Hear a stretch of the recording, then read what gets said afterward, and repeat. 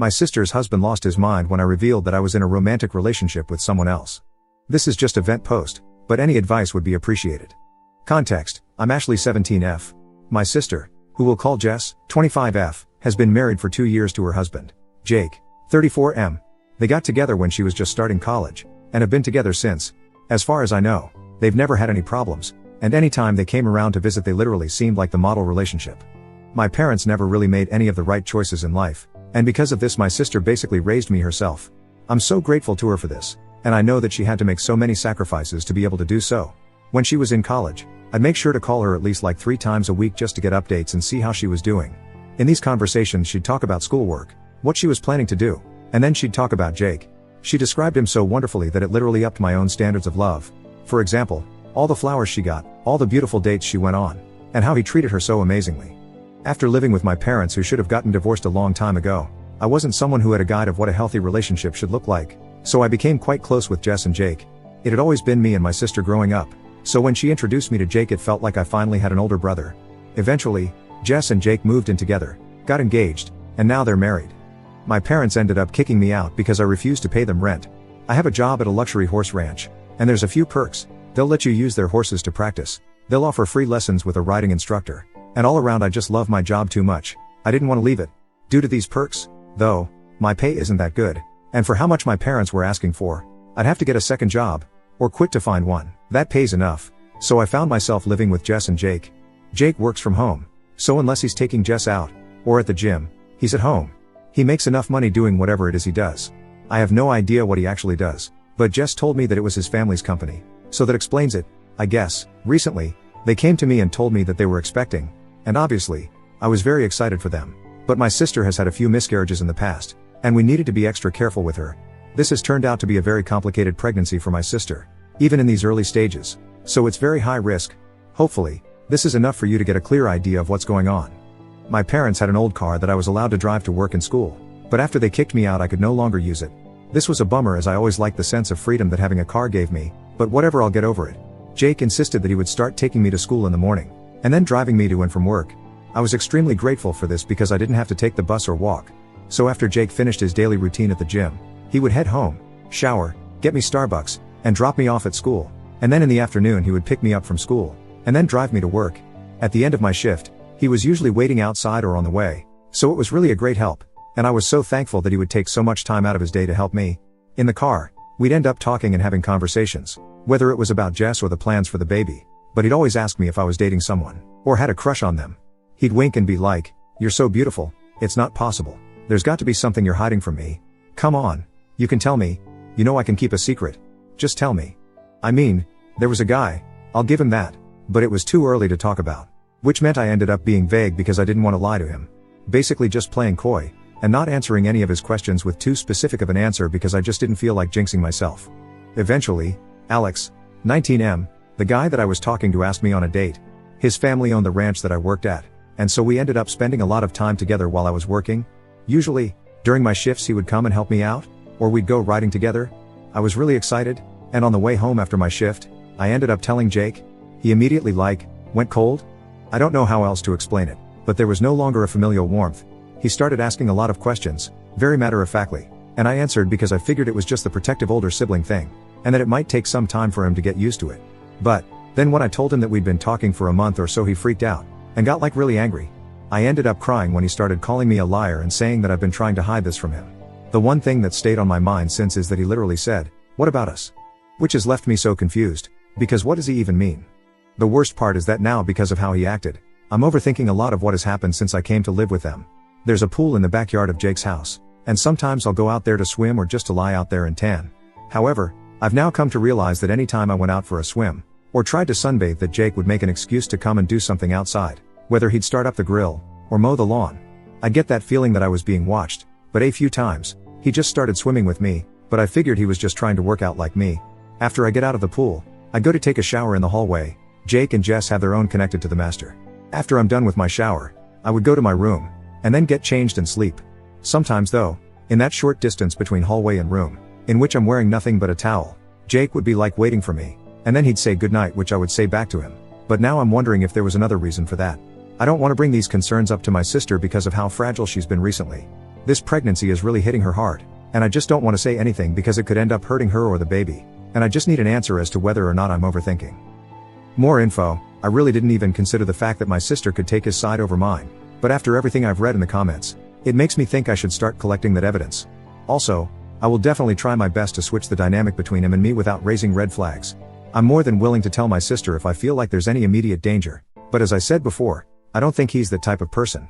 I'd rather wait until she's healthier to try and relay this news, just to be on the safe side, considering my sister could seriously get hurt from not just the emotional damage, but the risk in her pregnancy. I'd like to give him the benefit of the doubt, but it was really scary seeing the way he flew off the handle like that. I really do feel like he's probably just been under way too much stress, as my sister's pregnancy is truly high risk, and he's had to take care of her much more than usual. He's probably just worried that something is going to happen to her. However, even if I do give him the benefit of the doubt, I should establish some boundaries. When he had that blow up, it really unnerved me, and I didn't feel safe. I know I'd never be able to overpower him, so I'm going to ask a few of my friends if they'd be willing to carpool me, and I'll reach out to Alex to see if he can give me a ride to and from work. Worst comes to worst, I'll just find a job that I can walk to. In the meantime, I'll definitely try and emphasize the brotherly relationship that I feel with him. I'm going to try and stay pleasant because I really don't feel the need to be hostile and create an aggressive environment. Other than that, I'll be taking some steps to see if I can change my situation. Update: is my sister's husband acting weird, or am I overthinking? I'd just like to say thank you, first of all, to everyone who left a comment on my last post offering advice in any sort of way. Last night, after reading all the comments, I realized that I'm no longer safe in this situation, and will be making changes from this day forward. As much as I respect and love Jake, I don't think the risk is worth it. I did try and initiate a conversation with him, after I posted and got some advice, just to see if there's a chance we might be able to talk about this, but he was still in a bad mood, so I just went to my room. In the middle of the night, I felt like I really needed to get out of the house though. I really just started feeling so trapped, and I decided that I would take a walk to my smoke spot and then try to clear my head. I'm not even there 15 minutes before I get a text asking, "Where are you?" from Jake. Then, my phone starts blowing up off the hook. He's calling and calling and calling.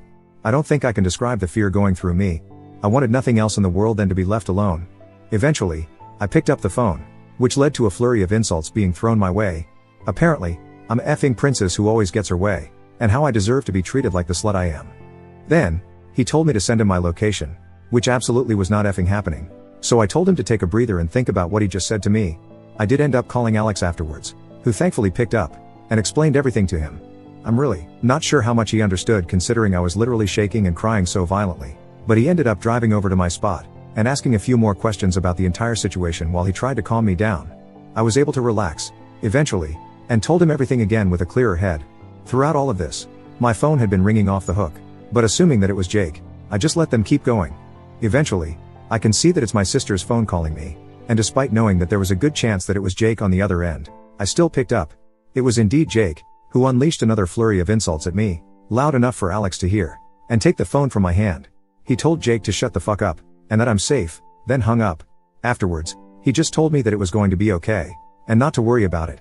He ended up driving me all the way to the ranch, and told his parents about what happened, and my current situation. I'm really grateful that they decided to take me in, and let me stay in one of their extra rooms for a little more work around the farm. After that, I just kind of cuddled with Alex, and tried my best to fall asleep. I ended up not going to school today, because I'm just trying to take a breather. However, after Jake's reaction, and the comments getting to my head, I seriously began to worry for my sister, who I ended up calling. Gladly, she was the one who picked up, and it was obvious that she had been crying. She asked me if I was safe, and if I was okay. Jess told me that the night before, she had woken up to Jake's yelling, and it really startled her, so she pretended to still be asleep. She ended up hearing him come back into their room, and take her phone off of her charger. Afterwards, she heard the yelling again, and then the front door slamming. Apparently, Jake had gone to look for me, and had kept my sister's phone with him. She told me she had no idea what to do, but she was just scared that he was going to genuinely hurt me. After an hour or so, Jake had come back home, but he was clearly still in a bad mood, because when she asked where he was and what happened, he ended up blowing up on her too for questioning him. She said she'd never seen him this angry before, and he was literally wrecking furniture. After a few minutes of this, he had gotten back into the car and left, but thankfully left her phone on the counter. She looked at the call logs, and saw all the calls to me. While Jake was gone, she ended up calling a friend to pick her up, and then tried reaching out to me, which at that point I was sleeping, but she told me she was scared that he had found me. She told me she was really sorry for not being able to protect me herself, and failing to see that this was happening. Jess asked me why I didn't tell her about any of his behavior, but I told her that I didn't want to stress her out with the pregnancy, and then we both had a long cry. Apparently, My parents are allowing her to move back in rent-free, because they want to help raise their grandbaby. If this had been an option in the first place, none of this would have happened. But I digress. My sister and I ended up going out for dinner, where I showed her my post. We cried again. She told me that she'd never been scared of him before, but after seeing his anger the night before, she was shaken. Both of us still need to get our stuff, but we're going to reach out eventually, and set a date that we can move all our shit out. My dad and Alex will both be there, just in case he tries to pull anything. According to my sister, he has tried to reach out and apologize so many times, but he just claims that he was worried for my safety, and that I shouldn't be out at night. He had no idea that she could hear exactly what he was yelling at me, so she knew for a fact he was lying. Jess let him know that she'd be filing for divorce, and then hung up. I love my sister, and I wish her nothing but the best in life. I know she will recover from this, and find an amazing man that loves her and only her. In other news, Alex and I are going on a date next week, so I'm pretty happy about that. But genuinely, thank you to the Reddit commenters, for stressing me out so badly that I just needed to go on a smoke break. I think you may have saved me. I don't know what would have happened had I been in my room that night, but I'm grateful that I didn't have to find out.